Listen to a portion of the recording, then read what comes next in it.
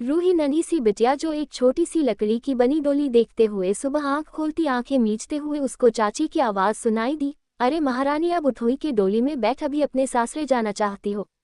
धीरे धीरे समय बीतता गया। अब रूही अपने पूर्ण यौवन में अपने शादी के सपने संजोए अपनी ही दुनिया में मस्त रहती। चाची बार बार ताना मारती, अरे तुझे पाल पोस के बड़ा किया, अब तेरी शादी का भी खर्च करना पड़ेगा क्या? कभी कुछ काम भी किया करो। जब देखो लिपस्टिक काजल करती रहती है। घर के काम में मन लगा नहीं तो सासरे में तेरी आरती नहीं उतरेगा। रूही आज फिर चाची की बात सुन रोते हुए खाना बनाने चली गई। चाचा रूही को आवाज लगाते हुए अंदर से ही, अरे रूही कहाँ हो बिटिया, एक अच्छा रिश्ता मिला है, शाम को वो लोग देखने आएंगे, तुम तैयार हो जाना। रूही की खुशियों का ठिकाना नहीं रहा। वो भागते हुए अपने कमरे में अपनी उसी बचपन की डोली को जल्दी से हाथ में ले खुशी से नाचने लगी। रूही बेशर्म, अपनी ही शादी की बात पर इतनी खुश हो रही, अरे हम लोग तो शादी के बाद भी इतने खुश नहीं हुए, चाची कौंधते हुए बोले जा रही थी। दूसरे रोज चाचा मायूस होकर आंगन में बैठ गए। चाची फिर गरम मिजाज में होकर बोली, फिर टूट गया क्या रिश्ता? अरे ये है ही मनहूस, कौन करेगा इससे शादी? रूही सुबह उठी तो पड़ोस की लड़की को बैंक में खाता खोलने जाना था। उसके बार बार बोलने और चाची से पूछने के बाद रूही भी बैंक गई। आज वो बाहर निकली थी बिना चाची की रोक टोक के। अरे मुनिया, सब कागज लिया है कि नहीं खाता खोलने के लिए? हाँ दीदी, सब लिया है। बैंक के अंदर जाते ही सामने शीशे के बने कैबिन में एक सुंदर सा लड़का बैठा दिखा। रूही अपने कपड़े ठीक करते हुए बोली, सर क्या मैं अंदर आ सकती हूँ? बैंक मैनेजर, हाँ सर, खाता खोलना है बैंक में। नजरें झुकाए रूही बोल रही थी, यस मैडम, आप सभी कागज लगा कि ये फॉर्म भर दीजिए, आपका खाता खुल जाएगा। बैंक के साहब अच्छे हैं न दीदी, सभी काम आसानी से हो गया, मुझे तो बहुत डर लग रहा था, मुनिया बोली जा रही थी। लेकिन रूही की तो जैसे नजरें बैंक के शीशे वाले कैबिन में ही थी।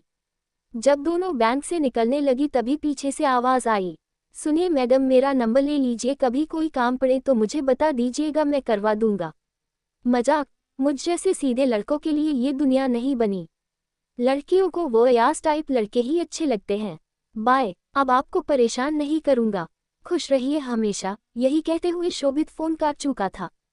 तभी चाची की आवाज से उसका ध्यान काम पर गया, लेकिन काम के बीच भी उसके दिमाग में शोभित की बातें चल रही थी। आज पहली बार जिंदगी में किसी लड़के ने उसको इतने प्यार अधिकार से डांटा था, किसी ने पहली बार शादी की बात की थी। तभी शोभित का फोन फिर से, हेलो रूही, मुझे आपकी याद आ रही, काम में मन नहीं लग रहा मेरा। तभी उधर से शोभित हंसते हुए, आप बहुत खूबसूरत लगती है रूही, मन करता है आपको अपने सामने बैठा के बस देखता ही रहूं। रूही एकदम से चुप हो गई। उसको ये ऐसा अच्छा तो लग रहा था, लेकिन झिझक भी थी।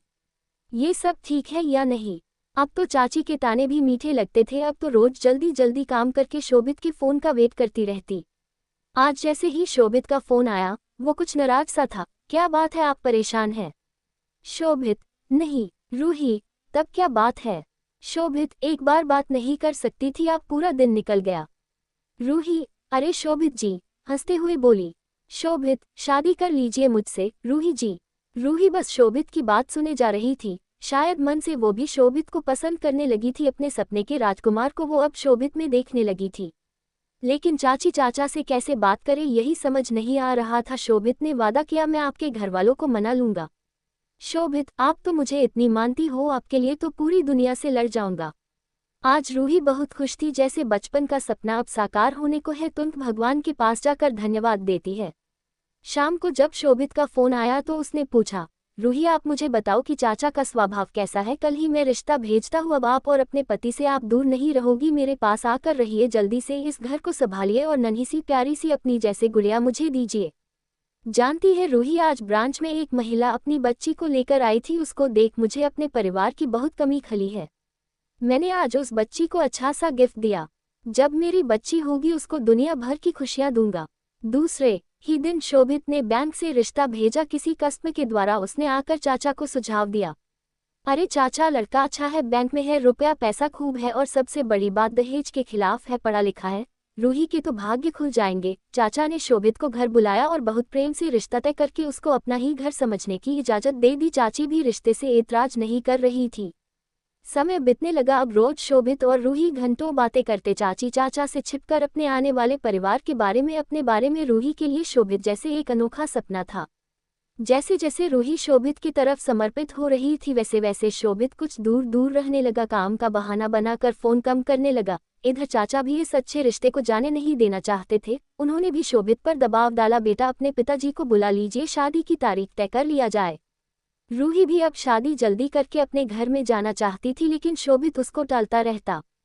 एक दिन चाचा के ज्यादा दबाव डालने पर शोभित ने अपने पिता से बात करवाई, लेकिन उनके पिता के तो सुर कहीं और ही लगे थे, ये तो इनके परिवार का एक हिस्सा था। बेटा शोभित अलग अलग लड़कियों के परिवार का हिस्सा बनता, लड़की के साथ प्यार की बातें करके बाद में लड़की को ही बदनाम करके चले जाना इनका हमेशा का काम था। रूही के चाचा ने जब शोभित के पिताजी से बात की तो वो तुरंत बात टाल गए और उन्होंने बोला, मेरा बेटा सरकारी जॉब में है, मैं वैसी ही शहर की बहू लूंगा, दहेज भी लूंगा। रूही के चाचा अपना घर बेच के दहेज देने को तैयार हो गए थे। रूही ने जब शोभित से बात की तो वो भी टाल गया, पापा जो फैसला लेंगे मैं वही करूंगा।